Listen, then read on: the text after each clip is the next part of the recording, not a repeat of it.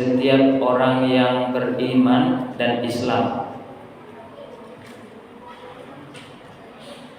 Namun dalam melakukan ibadah puasa itu ada aturannya, ilmu fikihnya. Tidak bisa kita hanya sekedar melakukan ibadah tanpa kita mengetahui dasar ilmu fikihnya. Yang mana wajib, yang mana sunnah, yang mana makruh, yang mana haram.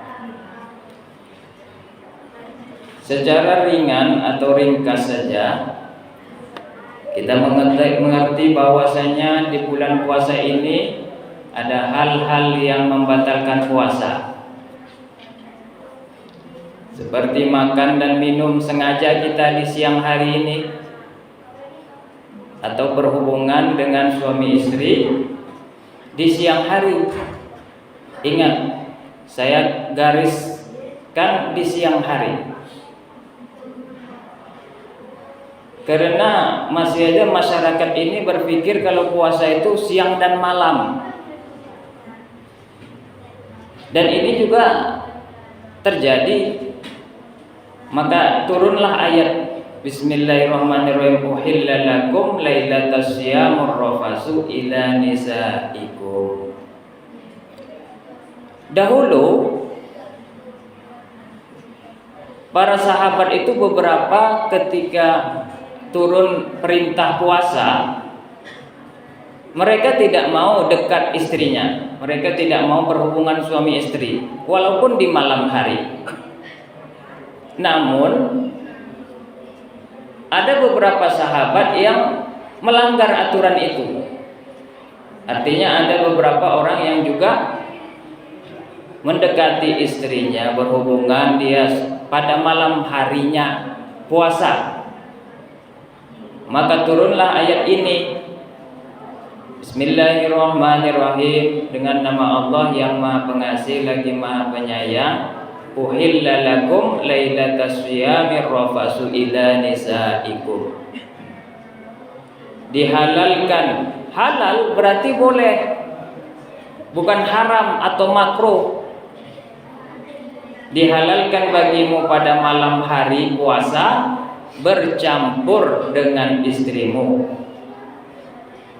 Mereka adalah pakaian bagimu, kamu pakaian bagi mereka.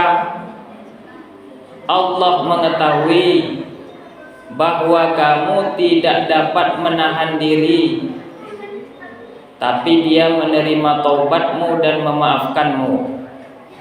Maka sekarang campurilah mereka dan carilah apa yang telah ditetapkan Allah bagimu. Itu sebab turunnya ayat ini. Ibarat kalau diceritakan oleh Kiai Haji Almarhum Zainuddin MZ, ada beberapa orang ketika puasa itu cerita dia sama kawannya, "Hei kawan, tadi malam aku sudah berhubungan dengan istriku." Sahabat yang lain juga bilang gitu, "Aku juga." Akhirnya karena ini sudah tersebar ceritanya sampai di Rasulullah, baru turunlah ayat dihalalkan, bolehnya bercampur kepada istri dengan syarat pada malam hari puasa. Banyak kadang aturan-aturan puasa ini kadang kita tidak mengerti semuanya.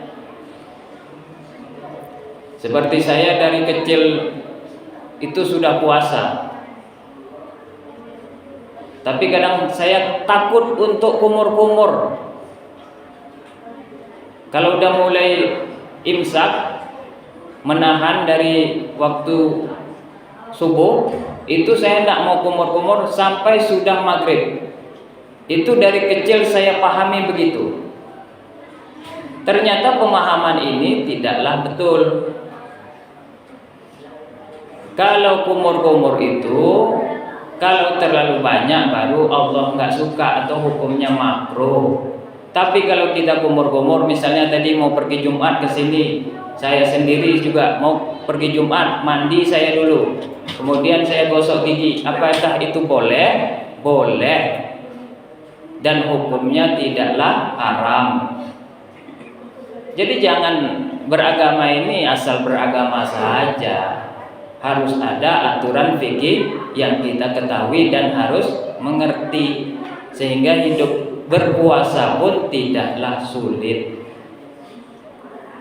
Kalau panas kayak gini, boleh nggak kita membasuh kepala kita? Ya boleh, menghindari terlalu panas.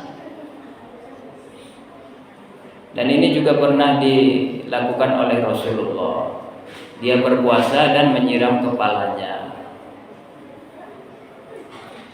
Di ayat berikutnya, wa kulu washrabu hatta yatabayyana lakumul khaytul abyadu minal khaytil aswadi minal fajri. Makanlah, minumlah hingga jelas bagimu antara benang putih dan benang hitam, yaitu fajar.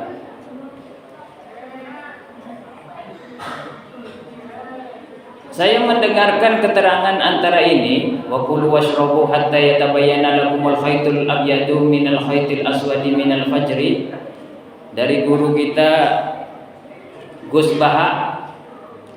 Ini ayatnya sebetulnya tidak lengkap turunnya, hanya sampai